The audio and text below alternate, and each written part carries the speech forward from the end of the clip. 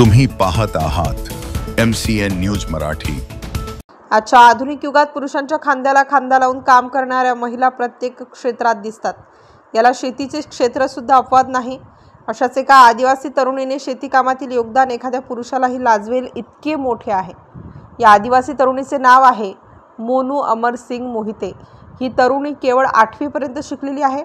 शिक्षण घेत आपल्या कुटुंबाला मदत म्हणून आईवडिलांच्या आणि भावाच्या खांद्याला खांदा लावून शेतातील डवरणी, वखरणी, फवारणी आणि इतर कामे पुरुषांपेक्षा चांगल्या पद्धतीने ती करते। ती शेतातील वखरणी, डवरणी, फवारणी, खुरपणी या कामात सुद्धा अग्रेसर आहे। लग्ना अगोदर आईवडिलाला शेतीच्या कामात मोलाची साथ दिली तर लग्नानंतर पतीच्या खांद्याला खांदा लावून शेतीची कामे अगदी रेखीव पद्धतीने करताना दिसते। आता फवाऱ्याशिवाय कोणते कोणते शेतीची कामं करतो? वखरण, डवरे आणि 10-15 पंप। वखर मारता येते का? हाव। तर एका दिवशी किती एकर तू वखर मारू शकतो? 3-4 एकर। हाव। हे कुठून शिकली तू? कोणी शिकवलं तुला? कोणी शिकवलं तुला? कोणीच नाही। तू शिकली हाव। की आईवडिलांनी शिकवलं? नाही। तू शिकली? हाव। तू एका दिवशी किती पंप मारू शकतो? 10 असं नेहमी तू फवारा करत असतं का? हाव, हमेशा। हाव। 10 पंप? हाव। 10-15-20 10-15 पंप? हाव। कमी असं काही त्रास होत नाही? नाही। म्हणजे माणसासारखं तू काम करतं? हाव। का असं काय वाटतं तुला खरंच असं?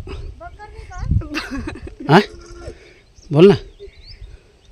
आजकाल शेती मशागतीसाठी मजूर मिळणे कठीण झाल्याने शेती व्यवसाय परवडत नाही। राबेल त्याची शेती या जुन्या म्हणीप्रमाणे जे कुटुंब स्वतः शेतात राबतात त्यांनाच शेती व्यवसायात नफा दिसतो।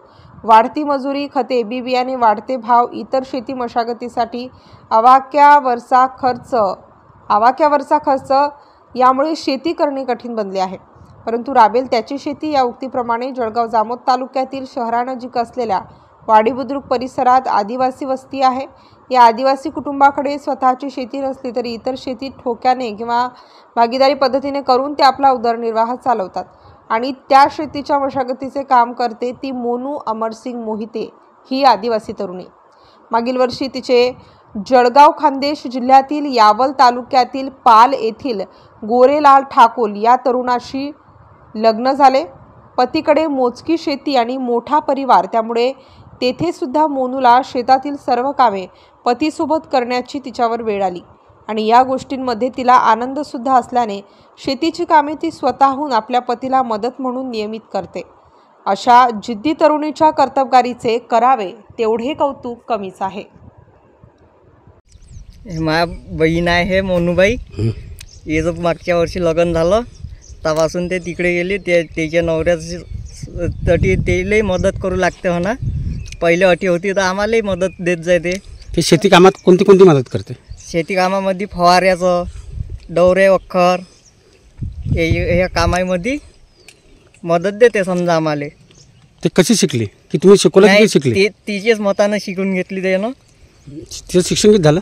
शिक्षण 7वी-8वी आहे। मग तिला पुढे का नाही शिकवलं तुम्ही? पुढे का नाही शिकवलं तिला?